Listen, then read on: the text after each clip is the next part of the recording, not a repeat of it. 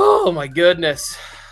Here we go, Mike. In this second down now, when I heard that Belichick was like flirting with the idea of the North Carolina job, oh yeah, what I was like, this is Belichick just letting everybody know I am going to coach next year, and if you are serious about having, one of the best coaches of all time, you need to start putting it in your plans. Start contacting me, my agent, whoever, and let's just start like kind of behind the scenes working some stuff out here. Then it's like, well, he gave a 500-page plan, Bible of whatever it is, and I was like, Belichick to college? And then the more I thought about it, I was like, I just want Belichick to coach anywhere. I don't really care where it is. Like, it's just fun to either root for or against him. And this would be the first time that I could remember since their first Super Bowl where I would be rooting for Bill Belichick to succeed. Like, I would be like, oh, I'm going to turn on the Tar Heels game this week because they're going to put it on Big Noon Kickoff or ESPN or whoever has the game. They're going to put the Tar Heels on as often as they can. But like, what do you make of this? Where do you land? Do you root for him? Do you want to see him back in the NFL? Like, what? Just go ahead. I like it, honestly. I thought that the end in New England there was very, very sad.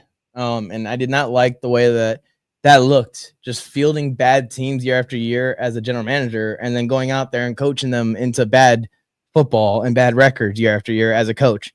Just was putting a sour taste on someone that I viewed growing up as the greatest coach of all time. And I think my views are starting to get a little bit more broad as I get older and become an adult. But Bill Belichick has the greatest resume in football history. I don't want to see that keep getting tarnished if he goes to the Giants and they are the same shitty team next year, because Bill Belichick brings these old philosophies in and, has his hands in the draft picks and in the cap spend. And it's just the same thing as New England, same colors and everything, just different city. I don't want to see that again. So I'm actually excited to keep him out of the NFL. This basically guarantees that Bill Belichick's not going to fail on an NFL team, because when you look at his Patriots tenure, even with the finish, complete success, smashing home run, grand slam, and that's the way we can close that book. I also think he's going to be underrated in college because I think that he's loosened up a lot, especially with all of his media run and everything. I think that's going to give him some better experience as to what the kids are excited about and how they are in today's age.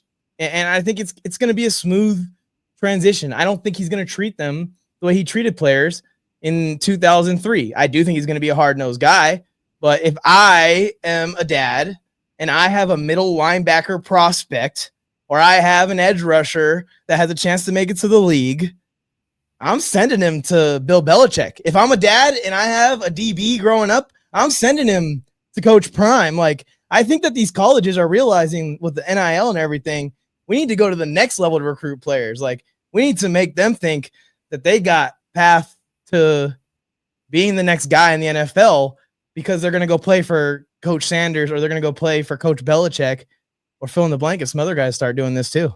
John Gruden might be one. I have so much to say on this, and I know we like to keep this show pretty tidy here, so I'll try and bundle this all together. I would send any kid that I had who played any position except for quarterback, right? Because even you go, well, what has he done with wide receivers or running backs? It's like you're going to get a lesson in special teams, which is very important to making it at the next level. Mm-hmm. Like, if you play any of those positions, if your child is committed to learning the game the way it's supposed to be played at the highest level, like, he's going to help you get those type of things. I would go. I would probably go there no matter what. Like, I just think it would be an amazing opportunity. I do think there's a little bit of Bill Belichick, Mike, who is trying to figure out some stuff, like to get back into the league and to hang on and be like, hey, Eagles are 11-1. That's the job I really want. I just got to wait for Sirianni to fumble this bag, because if I'm going to work for a GM, if that's going to be my story, I want it to be Howie Roseman. Like, I think he kind of wants that Eagles job. And if a year, 2 years from now, he spent time watching and he's just been completely dove in on all the college game, then you make that transition there. The other thing with with college is like there's a method that some coaches use better than others, which is using the junior college transfers, right? And I think he'd be really good at scouting those guys and saying, hey, Yeah. you're coming from a smaller JUCO school, come here, you're going to start, most likely you're going to earn that position.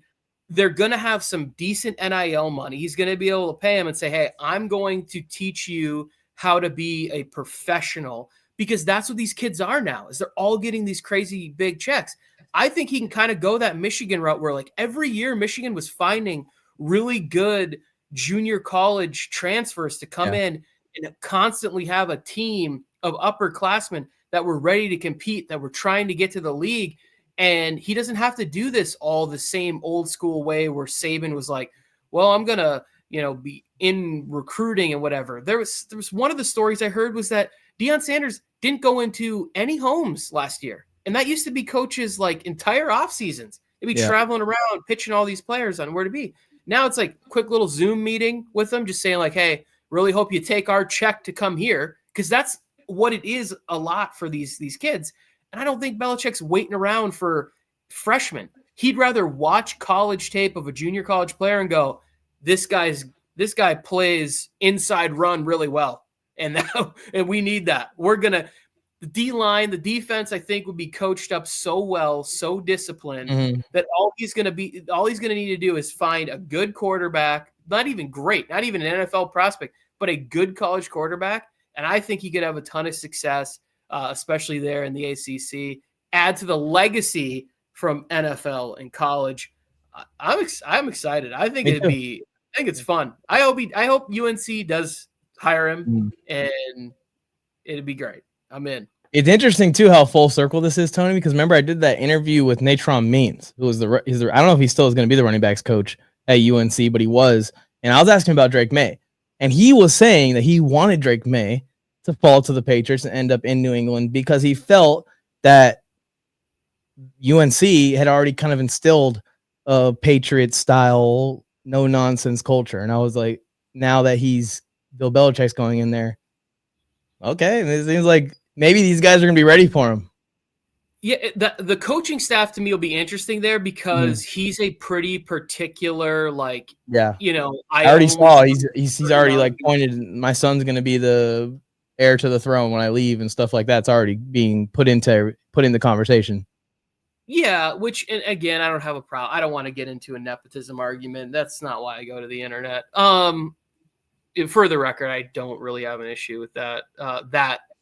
Him doing that, right? I think his kid's probably going to be a good coach and get there, and he'll either maintain the job and earn it, or he won't. Bottom line, you'll either know, can he lead a team, can he be a coach, or can he not, and it'll all happen pretty quickly. But when if I saw that, last thing is if his ability to land college women is any indication, why he'd be a great recruiter. He has a 24-year-old girlfriend right now. I mean, she's straight out of college, pretty much. So if he's able to pull, I'm just saying he might be able to convince beautiful athletes to come too. Yeah, people were talking about his recruitment skills, and I'm like, I think he's a pretty persuasive recruiter.